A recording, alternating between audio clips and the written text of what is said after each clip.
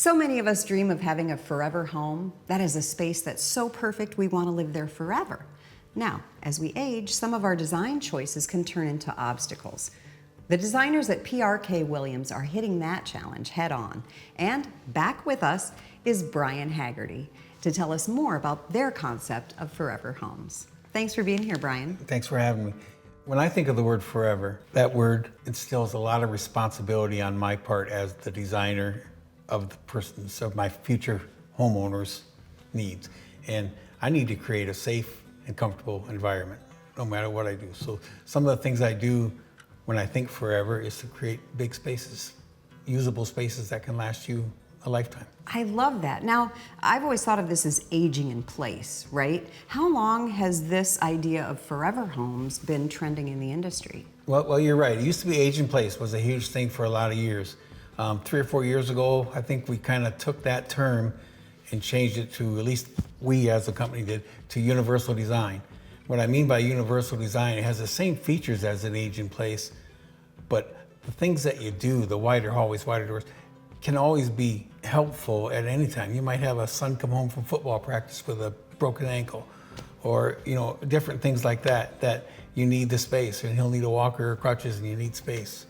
And so the universal designed home is geared just toward that. Yeah, it makes it more accessible to everyone, right? Absolutely. So what are some of the key design features? Just like I mentioned earlier, the wider doorways, wider hallways, that's two of the biggest ones. I put 4-foot hallways in everything, and then a 3-foot door to every room in the whole place. Maybe not a closet, but everything else. And then in addition to that, I like to have 0 steps. I don't know if you noticed when you walked in, you had 0 steps from the road. You could continue to the golf course with 0 steps.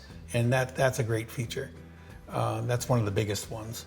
Other features for universal design would be the right down to the door hardware we use. We use a handle style hardware because if you're in a wheelchair or on a walker, to turn a knob is way more difficult. Or a mother carrying in groceries, turning a knob is hard. Hit the lever. So everything ties together. So those are some great structural features. What are some of the functional features you implement? Well, as far as functionality, I look at obviously the simple things like I mentioned, the door hardware being a handle, but we also go to a touchless faucet a lot of times where you can just be in front of the sink and wave your hand and have your water, or we go motion detector light switches in some of the bathrooms in some of the more heavily traveled areas, like where you come in off the garage. Well, a lot of times they'll have an activated light that comes on. In addition to that, we do a lot of central vac. It's just so much easier to put your hose in wherever you need it and be able to do your entire house. It's just, so we try to think of things that not only add comfort, but also add convenience. I was going to say those are elements that really would just make your day-to-day living a lot easier. You're right. Yeah. Right? And that's what we strive for. So do all of these thoughtful features add up and impact the cost of a home? They do to a point.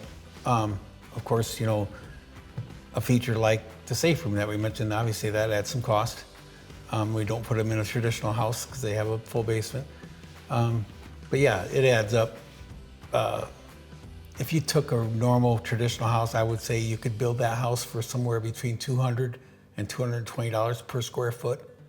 However, by adding all these universally designed things that we just talked about, I would say, just off the cuff, you'd probably add $10 a square foot to have those items.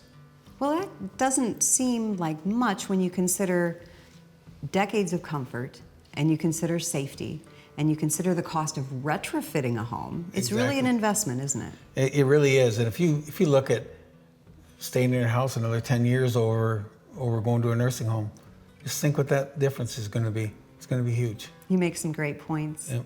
Thank you so much, Brian. Thank you. If you'd like more energy-efficient design ideas for your PowerHouse, visit our website, powerhousetv.com.